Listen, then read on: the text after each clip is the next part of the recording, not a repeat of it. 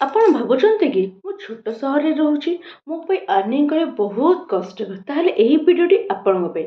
କାରଣ ଆଜି ଛୋଟ ସହରରେ ରହୁଥିବା ଲୋକମାନେ ହିଁ ମୋବାଇଲ ଇଣ୍ଟରନେଟ୍ ଦ୍ୱାରା 10 ରୁ 50 ହଜାର ଆରାମସେ ଆର୍ନିଂ କରିପାରୁଛନ୍ତି। ଆପଣ ମଧ୍ୟ କରିପାରିବେ, ନିଶ୍ଚୟ କରିପାରିବେ ଯଦି ଆପଣ ଚାହିଁବେ। ନମସ୍ତେ, ମୋ ନାଁ ଆଶା। ମୁଁ ଆଫିଲିଏଟ୍ ମାର୍କେଟିଂ ଡିଟେଲ୍ସ ଯାହା ଯେଉଁ ପ୍ଲାଟଫର୍ମ ମୁଁ ୱାର୍କ କରେ ତା ବିଷୟରେ ମୁଁ ସବୁ ଜିନିଷ ଯାହା ଯାହା କିଛି ଜାଣିଛି ମୁଁ ସମସ୍ତଙ୍କୁ ସେୟାର କରିକି ସମସ୍ତେ ଆସିକି ଏଠି ଶିଖିକି ନିଜ ଆର୍ନିଂ ଷ୍ଟାର୍ଟ କରିପାରିବେ। ତ ଗାଇସ୍, ଆଗରୁ ଆର୍ନିଂ ପାଇଁ ବଡ଼ ସହରକୁ ଯିବାକୁ ପଡ଼ୁଥିଲା, କିନ୍ତୁ ଏବେ ଡିଜିଟାଲ ଇଣ୍ଡିଆ ଯୁଗରେ ଲୋକେସନ୍ ମ୍ୟାଟର କରେନି, ସ୍କିଲ୍ ବି ମ୍ୟାଟର କରେନି। ଆସନ୍ତୁ ଜାଣିବା କିପରି ଛୋଟ ସହରରେ ଲୋକେ କେମିତି ଆର୍ନିଂ କରୁଛନ୍ତି। ବହୁତ ଜଣଙ୍କ ମନରେ ଡାଉଟ୍ ଥିବ, ଘରେ ବସି ଇନକମ୍ କିପରି କରିବା? ଏହା ତ ମାନେ ଏବେ ବହୁତ କାମ ଏପରି ବି ହେଇଯାଇଛି ଅନଲାଇନରେ, ଯେପରି ଡାଟା ଏଣ୍ଟ୍ରି ହେଲା, କଣ୍ଟେଣ୍ଟ ରାଇଟିଂ ହେଲା, ଫ୍ରିଲାନ୍ସିଂ ହେଲା, ସୋସିଆଲ ମିଡ଼ିଆ ହ୍ୟାଣ୍ଡଲିଂ, ଏହିପରି ବହୁତ ହି ଅନଲାଇନ୍ ୱାର୍କ ରହୁଛି, ଯାହାକି ଘରେ ବସି ମୋବାଇଲ କିମ୍ବା ଲ୍ୟାପଟପ୍ ଦ୍ୱାରା ଆରାମସେ ଆପଣ କାମ କରିପାରିବେ। ଠିକ୍ ଅଛି, ତ ଏଇଟା ମନରେ ପ୍ରଶ୍ନ ଆସୁଛି ଆପଣ କି କେଉଁମାନେ କେମିତି କ'ଣ କରିପାରିବେ? ହାଉସ୍ ୱାଇଫ୍, ଷ୍ଟୁଡେଣ୍ଟ, ଜବଲେସ୍ ସମସ୍ତେ এই କାମଟା କରିପାରିବେ। କିଛି ଲୋକ ମାସକୁ 5,000 30,000 ଆର୍ନିଂ ମଧ୍ୟ କରୁଛନ୍ତି। ଦେଖନ୍ତୁ, ଆପଣ ଭାବିବେ ଯେ କେଉଁଠୁ କେମିତି କ'ଣ କରିବେ ପ୍ରୋସେସ୍? ଦେଖନ୍ତୁ, ୟୁଟ୍ୟୁବ୍, ଫେସବୁକ୍ ଇନକମ୍, ତ ଏଇଗୁଡ଼ା ଆପଣ ଆରାମସେ କରିପାରିବେ। ଏସବୁ ପ୍ଲାଟଫର୍ମରେ ଆପଣ ଦିନକୁ ଯାହା କରୁଛନ୍ତି ସେଇଟା ହିଁ କଣ୍ଟେଣ୍ଟ। କଣ୍ଟେଣ୍ଟ ଏମିତି ମନେ ଯେ କିଛି ପର୍ଟିକୁଲାର କଣ୍ଟେଣ୍ଟ ମାନେ ଆଉ କ'ଣ ଷ୍ଟୋରି କରନ୍ତି ନା, ଯେକୌଣସି ଘର କାମ ୱାର୍କ କରୁଛନ୍ତି, ଯିଏ ହାଉସ୍ ୱାଇଫ୍ ତା ଘର ରିଲେଟେଡ୍, ଷ୍ଟୁଡେଣ୍ଟ ତାର ପଢ଼ା ରିଲେଟେଡ୍, ଯେଉଁ ପ୍ଲେସ୍ ଯେଉଁଗୁଡ଼ା ସେମାନେ ତାଙ୍କ ଜବ୍ ରିଲେଟେଡ୍, ସେଗୁଡ଼ା ହିଁ କଣ୍ଟେଣ୍ଟ। ଯେପରି ଦେଖନ୍ତୁ, କୁକିଂ ଭିଡ଼ିଓ ହେଲା, ଡେଲି ରୁଟିନ୍ ହେଲା, village life, study tips, beauty tips video viral ହେଲେ ହିଁ ଗଲା, ତ ସେଇଟା ହିଁ କଣ୍ଟେଣ୍ଟ। ଏମିତି କିଛି ଏକ୍ସଟ୍ରା ଆସେନି। ଦେଖନ୍ତୁ, ଆଉ ଯେଉଁ ଗୋଟେ ଗୋଟେ ଜିନିଷ ହେଉଛି ads income, sponsorship, brand promotion, ତ ଏଗୁଡ଼ା କ'ଣ ବହୁତ ଗାଁରେ ମହିଳାମାନେ ୟୁଟ୍ୟୁବରୁ ଆର୍ନିଂ ମଧ୍ୟ କରୁଛନ୍ତି।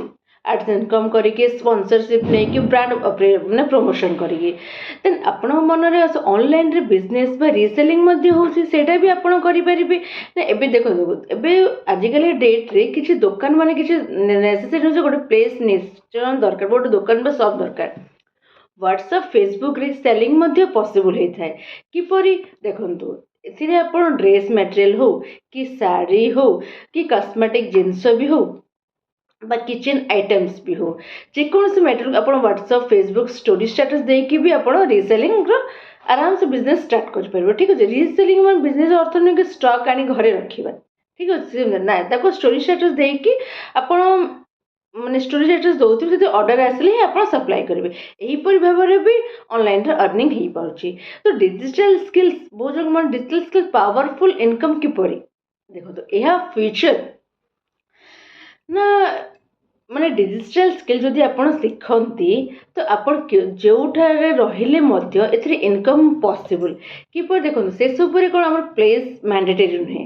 ତ ଯେକୌଣସି ପ୍ଲେସ୍ରେ ରହିକି ବି ଆପଣ ଡିଜିଟାଲ ସ୍କିଲ୍ ଯଦି ଶିଖନ୍ତି, ତାହେଲେ ଆପଣ ଆର୍ନିଂଟା କମ୍ପଲସରି। ଦେଖନ୍ତୁ, ବହୁତ ଡିଜିଟାଲ ସ୍କିଲ୍ ରହିଛି, ସେଥିମଧ୍ୟ ଦେଖନ୍ତୁ ଗ୍ରାଫିକ୍ ଡିଜାଇନ୍ ହେଲା, ଭିଡ଼ିଓ ଏଡ଼ିଟିଂ ହେଲା, social media marketing, website work, ଏଗୁଡ଼ା କ'ଣ ଯେ କ୍ଲାଏଣ୍ଟସ୍ ଇଣ୍ଡିଆ ବାହାରେ ମଧ୍ୟ ବି ମିଳିପାରେ, କ୍ଲାଏଣ୍ଟ ଗୁଡ଼ାକ ଇଣ୍ଡିଆ ଭିତରେ ବି ମିଳିପାରିବ, ଯେଉଁଥିରେ କି ଆପଣ ଆରାମସେ 10 ରୁ 50 ହଜାର ପର୍ଯ୍ୟନ୍ତ ମନ୍ଥଲି ଇନକମ୍ କରିପାରିବେ।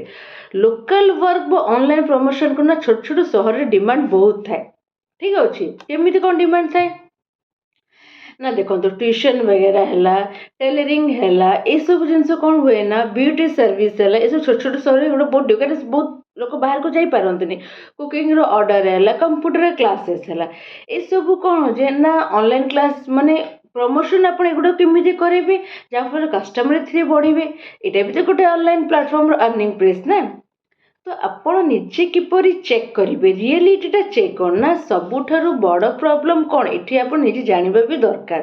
କ'ଣ ନା, ଯଦି ଆପଣ ସ୍କିଲ୍ ନାହିଁ ତାହେଲେ କନଫିଡେନ୍ସ ବି ଆପଣଙ୍କର ଆସିବନି, ବୁଝିପାରିଲେ? ତ ଯଦି କନଫିଡେନ୍ସ ଆସିବ ତ ଆପଣ ଷ୍ଟାର୍ଟ ବି କରିପାରିବେନି। ଓକେ, ତ ସଫଳ ଲୋକମାନେ ପରଫେକ୍ଟ ନୁହେଁ, ଯେ ସେମାନେ ଷ୍ଟାର୍ଟ କରିଥିଲେ ହିଁ ଦିନେ ଧୀରେ ଧୀରେ ଯାଇକି ସେ ସକ୍ସେସ୍ ହୁଅନ୍ତି। ଠିକ୍ ଅଛି, ତ ସେମିତି କିଛି ନୁହେଁ ଯେ ଏଇ ଲୋକଟା ହିଁ ପରଫେକ୍ଟ ଗୋଟେ ୱାର୍କ ପାଇଁ, ନା। जी स्टार्ट कला कंसिस्टेंसी मेंटेन माने मैटर करे कंसिस्टेंसी मेंटेन कला से ही फ्यूचर परफेक्ट है ठीक अच्छे। तो जदि आप हाउस वाइफ तेज आपण पाखे जदि टाइम मैनेजमेंट स्किल ऑलरेडी अच्छी आपण जदि स्टूडेंट ठीक अच्छे जदि आप लर्निंग पावर अच्छे आपण जदि जॉबलेस टाइम भी आपण पाखे अच्छी कारण देखु फाइनाल आमर कौन जे माने मैसेज हो देख छोट सहर प्रॉब्लम नुहे ये आम छोट सहर जेकोसी प्रॉब्लम ए खाली माने छोट चिंताधारा ही प्रॉब्लम देखो mobile office internet market skill income ये सब को हूँ गोटे गोटे आज डिसीजन माने आज प्रत्येक हाउस वाइफ स्टूडेंट डिसीजन नियंतु आगामी 6 मास आप लाइफ चेंज हो पारे ठीक अच्छे। तो गाइज आपन को जदि भल लगुए माने जदि भिडियोटी आपको भल लगे कि आपन लाइफ रे भी किसी चेंज आसला पर लगे ताहले आप वीडियो को लाइक करेंगे चैनल को सब्सक्राइब करेंगे और कमेंट रे लिखे आई विल स्टार्ट देन मु आपन को स्टेप बाय स्टेप सपोर्ट करी जहाँफल आपन बहुत सारा अर्निंग कर आइडिया भी आप पाइपर और जानी भी पारे ओके रहिले।